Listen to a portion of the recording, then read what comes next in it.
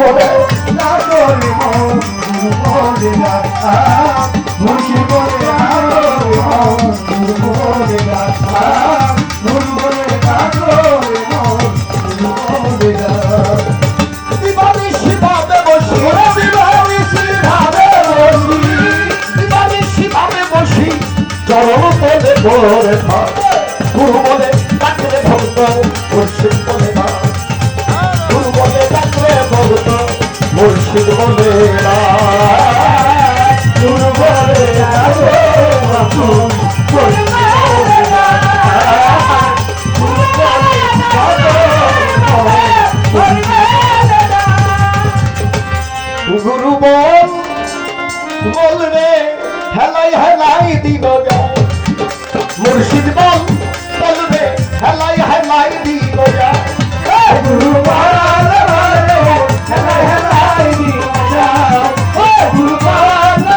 রে হেলাই হেলাই দিব যায় আমার আক্কেলালি সব বসে আছে এইটা পারবো তাই গুরু বল রে হেলাই হেলাই দিব যায় গুরু বল রে হেলাই হেলাই দিব যায় গুরু বল রে হেলাই হেলাই দিব যায় আছেন যত বাবের মানুষ পাই ধরে জানাই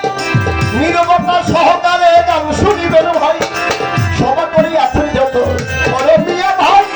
সকলের নিকটে দেওয়ার মিনতি জানাই আমার কাছে কিছু কথা পরে জিজ্ঞাসা আজকে দিনে তাহার কথা করিব পুরো কি কথা শিখাইয়া দে তুই আমারে কেমন করে তোরে ডাক কেমন করে ডাকলে পরে শুনতে পাস তুই হঠাৎ করে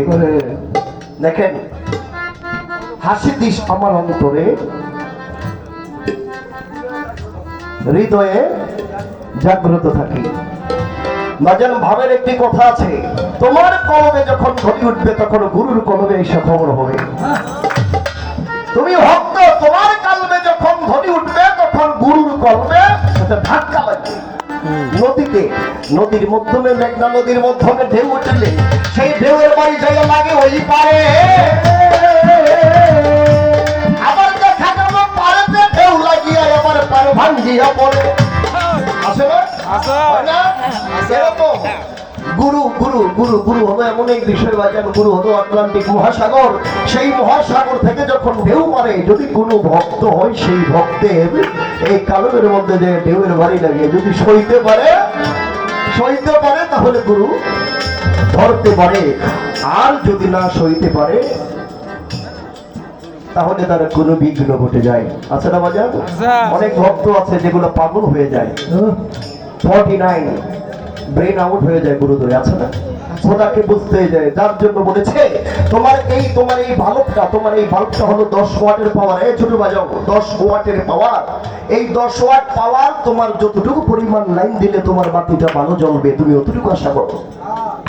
আর তোমার 10 ওয়াট পাওয়ার লয়ে যদি তুমি 33,000 ভোল্টের আশা করো বুঝো করে মারা যাবা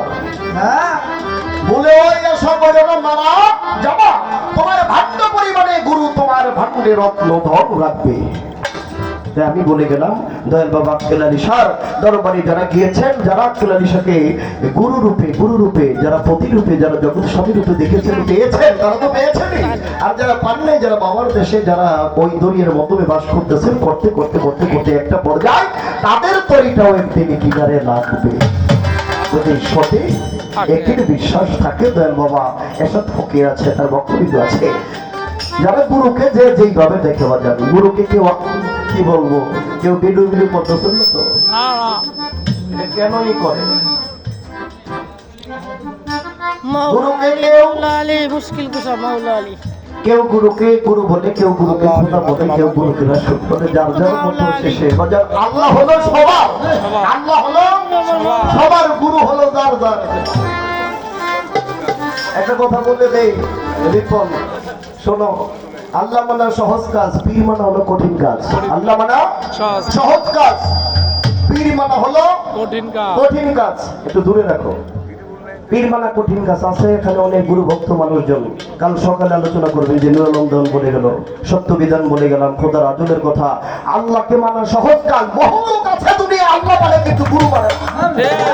আউলিয়া মানে না রাসূল মানে না তাহলে তারা কিভাবে আশা করে কাছে যাই, আল্লাহ বলে ডাইরেক্ট আসার মতো আমার কাছে কোনো ব্যবস্থা আমি রাখি নাই। আমার কাছে আসতে হলে আমার নবীর মাধ্যমে বায়াত আসতে হবে। আমার নবী বলে আমার কাছে আসলে আমার আহলে বায়াত,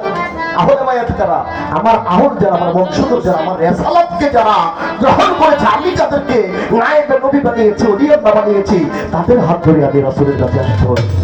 নচেত আসা যাবে আমার মুর্শিদ, আমার মাওলানা, আমি এলাম মুর্শিদ। ছেলে বাজান, নেওয়া যদি ভালো থাকে, নেওয়া যদি ভালো থাকে তাহলে নেওয়া দিতে অসুবিধা নাই। নেওয়া যদি ভালো হয়, তুই যদি গাড়ি জানো থাকতে মুর্শিদ মাওলানা আলী, আমি তোকে কোথায় কি দেবো? সেরে খোদা সেরে আলী। তাইলে নেওয়া ভালো থাকতে হবে, তারপরে দেউরিয়া যাবো। কিছু নেই কারণ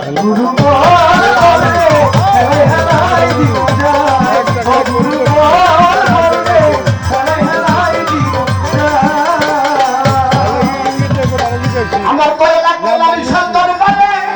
ডাকগুলো সারা দিও, আমি যেমন